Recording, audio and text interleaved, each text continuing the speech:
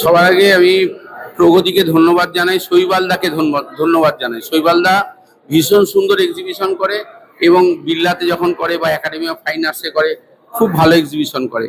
এবং শৈবালদা বলেছে যে মাইকেল 4টে ছবি দাও, আমি তাই 4টে, আমার নাম শিল্পী মাইকেল বোস, আমি বলেছি 4টে ছবি দিতে, আমি 4টে ছবি দিয়ে দিয়েছি। আমার ছবির উদ্দেশ্য যে আপনি দেখুন, যারা সমাজের কাজ করবে তারা শুধু অর্থের বিনিময়ে কেন করবে? সমাজের কাজ তো অর্থের বিনিময়ে হয় না। আর সবার আগে মানুষ, এই যে ধর্ম ধর্ম ধর্ম একদিকে, রাজনীতি আর একদিকে, কিন্তু মানুষের মনুষ্যত্ব বোধ কিন্তু হারিয়ে যাচ্ছে। সেটা নিয়ে আমার ছবি। আমার এই যে ছবি মুরগি করা আছে, যে মানুষকে না এই রাজনীতিবিদরা মুরগি ভাবে, এটা আমি দেখেছি লক্ষ্য করে, যে আমাদের ভোটার শুধু ভোটার ভাবে, মানুষ ভাবে না। মানুষের যে মনুষ্যত্ব জ্ঞানটা, সেটার খুব প্রয়োজন, আজকের দিনে প্রয়োজন। দেখবেন একদিকে ধর্ম, কেউ হিন্দু, কেউ মুসলিম, কেউ তার থেকেও বড় কথা, কে কি পার্টি করে। আরে পার্টি ছাড়াও তো জনসাধারণ আছে, মানুষ আছে, আমরা আছি। আমরা তো কোনো দল করি না, না বিজেপি, না কংগ্রেস, না টিএমসি, না সিপিএম। আমরা তো মানুষ, আমরা শিল্পী, আমরা ছবি আঁকি। ছবি আঁকাটাই আমাদের পেশা, নেশা সব।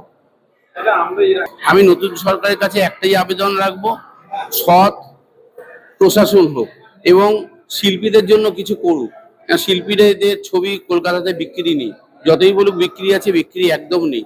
যাতে শিল্পীরা একটু ছবি বিক্রি হয়, শিল্পীদের জন্য সরকার এগিয়ে আসে, মানে তাহলে আমাদের ভালো লাগবে। আর নতুন যারা শিল্পী রয়েছে, যারা নতুন আসছে, তাদের উদ্দেশ্যে কি বলবো?